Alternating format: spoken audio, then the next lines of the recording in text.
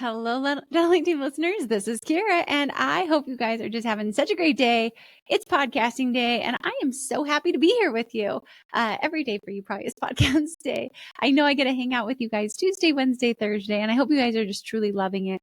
But I hope also that you take action. I hope that every podcast you listen to, whether you're going to implement that day or you're going to implement in the future, just have a quick notes on your phone where it's just all your great ideas. And I call that like a parking lot.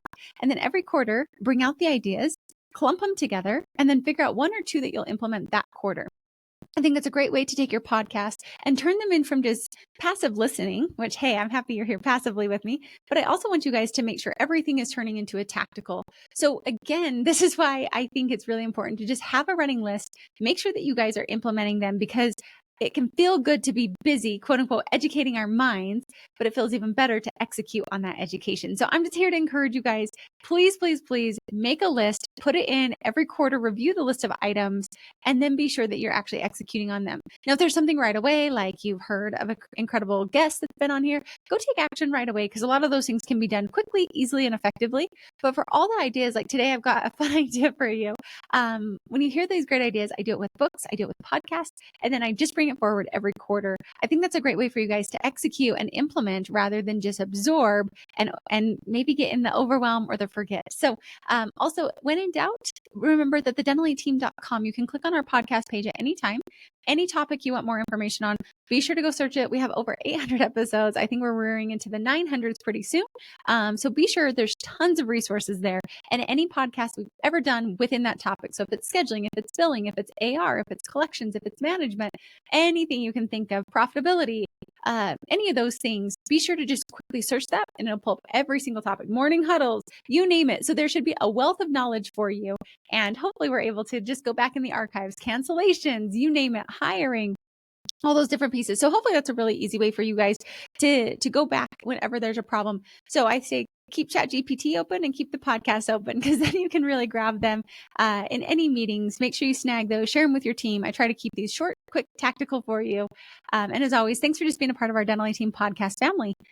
Please, please, please be sure to share this with someone. It's a great way for you guys to help get this into the hands of every dental practice in the entire world. I am committed to helping bring positivity that's tactical, practical, make your life more fun, make your life less stressed, and help you live life on your terms. With that, today's topic, we've been looking around. People have been submitting in topics, and today our topic is going to be on how to handle team members that just demand more and more and more. Team members, if this is you, stop it. I can say these things. You guys can't. No, you can and you should. But team members who are demanding more and more and more, I think this is a trend, right? The other day we were in a team meeting and I was listening to my team. And then afterwards I left the meeting and I called Britt and I said, Britt, sometimes, because I can say whatever I want to say to Britt, my team, they're probably listening to this. So fantastic. Now they're all going to hear my deep inner circle thoughts.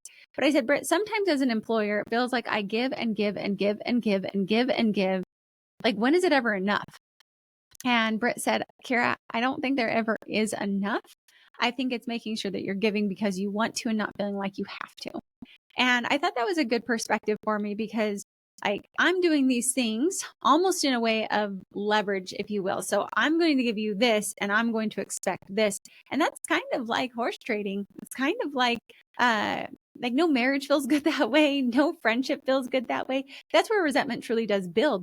And so for us to look at this, I just think, oh my gosh, we don't want to be doing that. We don't want to be trading. We don't want to be having these giving with the strings attached for expectation. That doesn't feel good for anybody.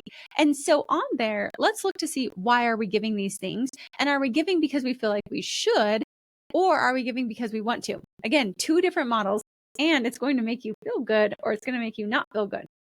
So with that, keep that in mind. Number one, we give because we want to, not because we should, because it's never going to feel enough. Just think about it. No paycheck is ever going to feel like it's enough. All of us is human nature. The human nature behavior is one of, once we reach something, we want more, because growth is where happiness is. And so realize that that's where it's coming from. But I also feel like there's got to be some, I don't really love the word boundaries. I feel like boundaries are just, yes, we need boundaries, but I also feel like boundaries are kind of like fences, and they kind of blockade our heart. Why isn't it just standards and expectations of what I'm willing to give or what I'm not willing to give? And that's just where my standards lie.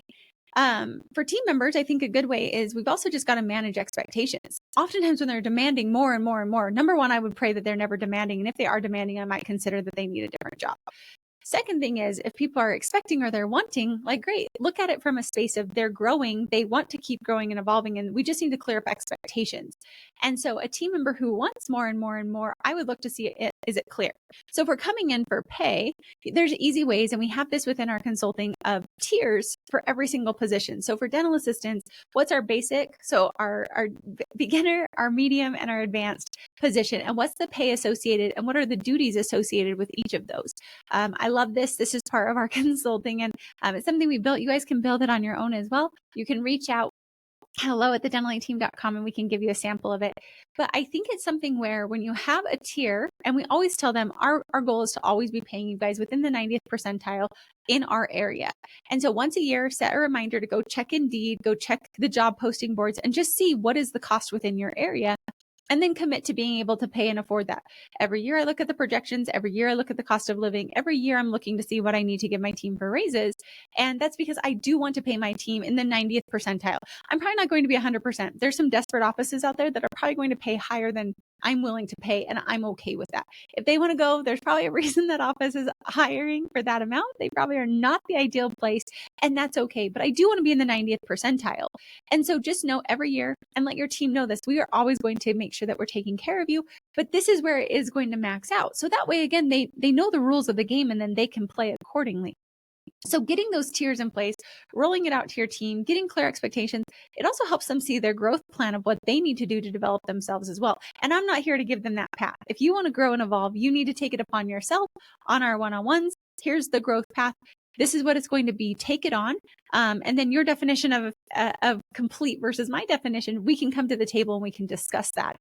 But that's where our raises are. And I think that is a zone where it really does eliminate the conversations constantly. You're not feeling like you're trying to dodge them in the hallway because you don't want them asking for raises, And then when I build my projections and I look at my overhead costs, I'm always building it to see, all right, fantastic. If this is the case, then I'm going to build it in the assumption that I'm going to be paying the highest tier for my employees, because then I know what I need to produce if all of them are being paid the highest in the 90th percentile, and I'm never scared to give them these raises because I know that the money is there. Now, after that, what we're going to look for is other things that they might demand: more PTO, more this, more that.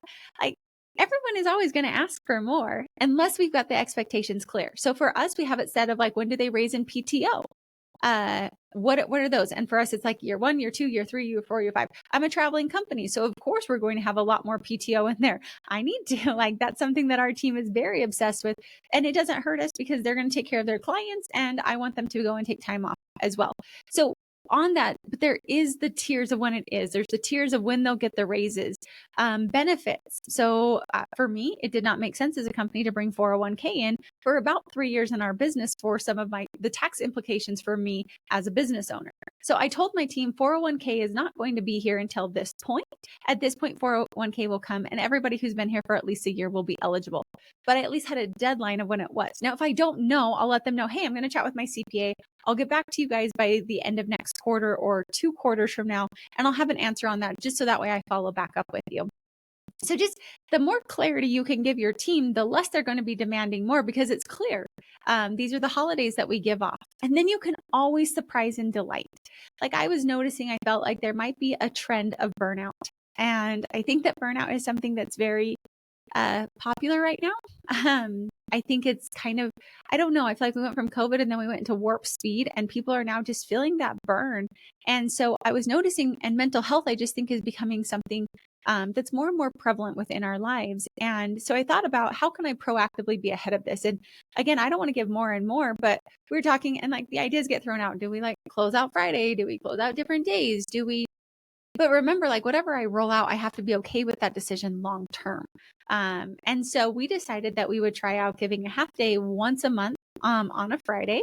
And you run all the numbers of what will be the cost of labor. I'm now giving them extra quote unquote PTO because now it's a half day. But we looked at it and we said, we're going to try this. We're going to try it for 6 months and then we'll evaluate. But if that never goes away, I'm okay with that being a long-term decision I make. And it's something that I want to gift. It's not something I feel like I'm expected to gift. And so once you've got those standards there, teams are just probably not clear. And that's where they're demanding more and more and more. Now, if you feel like you already have like your PTO put into place, because most of the time people care about their money, their time off, holiday pay, and then it could be possibly things about burnout and sick time because we've got sick kiddos, things like that. Those are going to be usually the things that people are demanding more on. And then the next piece is going to be growth, which where you show them all the different job positions. This is what's expected for the position. This is the pay for the position. Now they can kind of choose their own adventure and they can grow. But I let people know I'm not just going to promote you to a position. We've got to make sure that we're also producing that to be able to afford it. So it's a two-way street. There's two sides to this coin.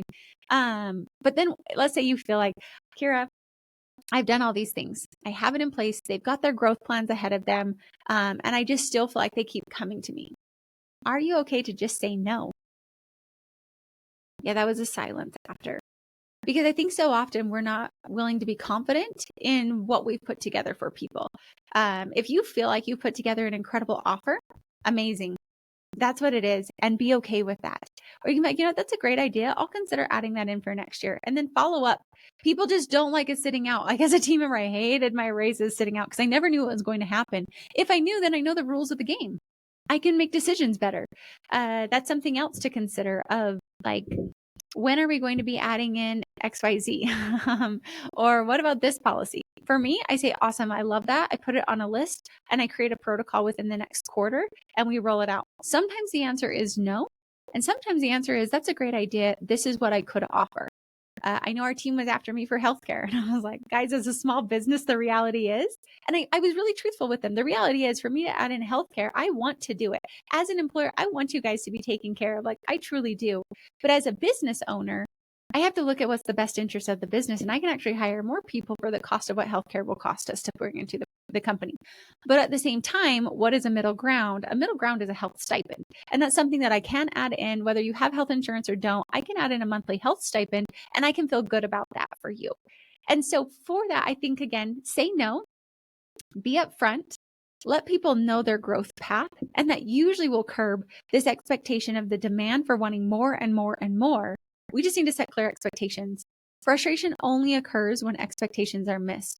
And so look to see. I also do send out quarterly or twice a year biannual surveys to our team to find out. I want to know because a lot of the things I've implemented for quote unquote more has come from these surveys, but they actually made sense for the business and for retention of the team.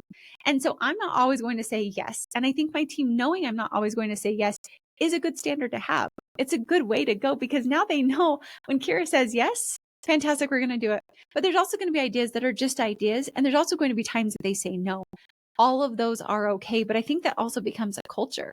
And then look again to see, why are you offering these? Why are you doing the demands? And be okay that you might lose a team member. But as my coach told me, she said, Kiera, anytime you lose someone, yes, it is hard. Yes, it's uncomfortable. But anytime you lose someone, it's always an opportunity for you to hire better. And I love that. And so not being afraid. Yes, of course, I want everyone there. And yes, of course, I want to have a happy space. But at the same time, I do not want to have a place where I feel like anytime I walk down the hallway or anytime I talk to a team member, they're going to be chomping at me for more and more and more. That doesn't feel good as an employer. And you become resentful, you become bitter, and then you actually start taking it out on your team. And so we don't want that. So let's set the expectations clear. Let's make sure that we take care of our team. And let's make sure that we really have those clear expectations rolled out to our team. And then I update mine every single year. So at the end of the year, we roll out the next year's holidays, the next year's PTO policy, the next year's any updates for travel, time off, things like that.